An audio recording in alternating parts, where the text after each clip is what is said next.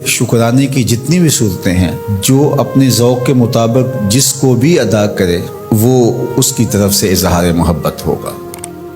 जो चीज़ें शरीयत ने फ़र्ज़ कही हैं और जिन चीज़ों का वजूब है और उसका बाकायदा शरीयत में तरीक़ा भी बताया गया है, तो वहाँ हमारे ज़ौक़ का दखल नहीं होगा। पंजगाना नमाज का जो तरीक़ा बताया गया है, उसके औक़ात जो बताए गए हैं, उसमें क़याम, रुकू और सजदे की सूरतें हमारे ऊपर वाज़े कर दी गई हैं, मुबहम नहीं रखी गई, तो उसमें हम अपने ज़ौक़ का मुज़ाहरा नहीं कर सकते कि नहीं हम नमाज इस तरह पढ़ेंगे, हमारा ज़ौक़ इस तरह का है। वज़ू में मेरा ज़ौक़ ये है कि मैं पाँव पहले धोऊँगा और बाकी आज़ा बाद में धोऊँगा, ऐसा नहीं है। वो शरीयत ने हमारे ऊपर वाज़े कर दिया। लेकिन जिन उमूर के अंदर शरीयत ने हमें कोई इस तरह की पाबंदी नहीं लगाई, किसी अमर का मुतलक हुक्म दिया है, तो उसमें फिर हम इख्तियार रखते हैं। जिस तरह हुजूर अलैहिस्सलाम पर दरूद पढ़ने का हुक्म दिया गया है, सलाम पेश करने का हुक्म दिया गया है, तो उसमें आप जिस तरह भी हुजूर अलैहिस्सलाम पर दरूद पढ़ें, जिस हैयत में भी दरूद पढ़ें, खड़े होकर पढ़ें, बैठ के पढ़ें, दरूद के कलिमात, दरूद के अल्फाज, इसमें कोई पाबंदी शरीयत ने नहीं लगाई। मुतलक हुक्म है सल्लु अलैहि वसल्लिमु तस्लीमा। दरूद पढ़ो और सलाम पढ़ो और खूब पढ़ो।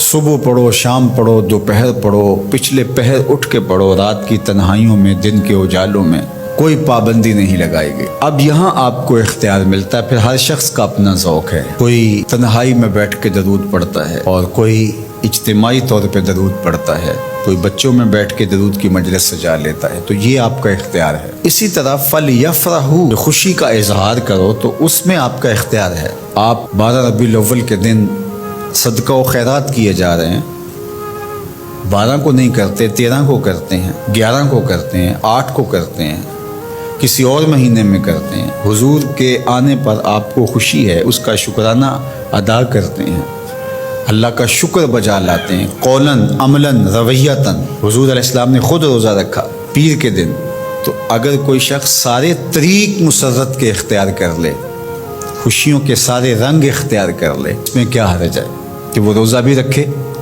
वो नवाफिल भी पढ़े, वो सदका व खैरात भी करे, वो मिठाइयाँ भी बाँटे, चेहरे पर बशाशत का, फरहत का, इनबिसातो कैफ़ो सरूर का इजहार भी हो, लबों पर अल्लाह की तकदीस के तराने भी हों, महबूब की नातें भी हों, और ज़िक्र मुस्तफ़ा का नूर माहौल में फैल जाए और वो अल्लाह का शुक्र बजा ला रहा हो और उसका रमा रमा बोल रहा हो कि मुझे हुजूर के आने पे मुसर्रत है, खुशी है।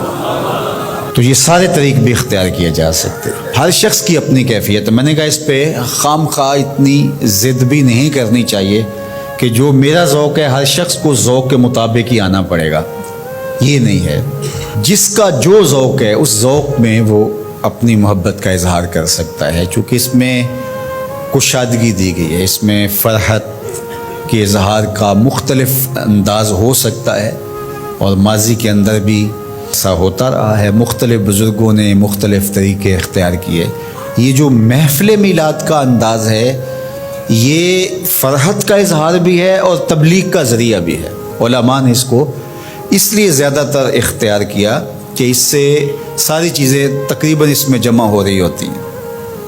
आप मस्जिद में नमाज़ पढ़ते हैं, फिर शुक्राने के नवाफ़िल अदा करते हैं, हुजूर का ज़िक्र होता है, हुजूर अलैहिस्सलाम के मौजज़ात का बयान होता है, हुजूर के हुस्न के तज़किरे होते हैं, हुजूर के फ़ज़ाइल, हुजूर की सीरत, हुजूर अलैहिस्सलाम के ख़साइल और मदह सताइश, नज़म में, नसर में हुजूर पर सलाम, बार बार दरूद पढ़ना और हुजूर के लाए हुए दीन की अहमियत लोगों के सामने रखना और दीन को इख्तियार करने की तलकीन करना, ये सब कुछ महफ़िल मिलाद में होता है। बाद में फिर मिठाइयाँ, तबर्रुक, या शुरू में खाना या बाद में खाना, वो भी शामिल हो जाता है। तो ये सारी खुशियों का और इजहार के जितने भी सलीके और तरीक़े हैं उनका एक मजमुआ है, तो इसको महफ़िल मिलाद कह देते हैं। अगर इसमें कोई ऐसी चीज़ ना हो जो शरीयत के मिजाज से मुतसादम हो, इस पर किसी को भी मेरा ख्याल एतराज़ नहीं होना चाहिए।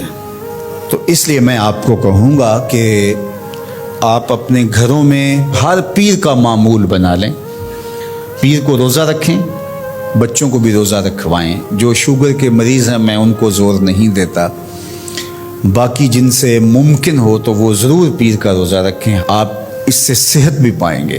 آج بھی مدینہ المنورہ میں لوگ کثرت کے ساتھ پیر شریف کا روزہ رکھتے ہیں۔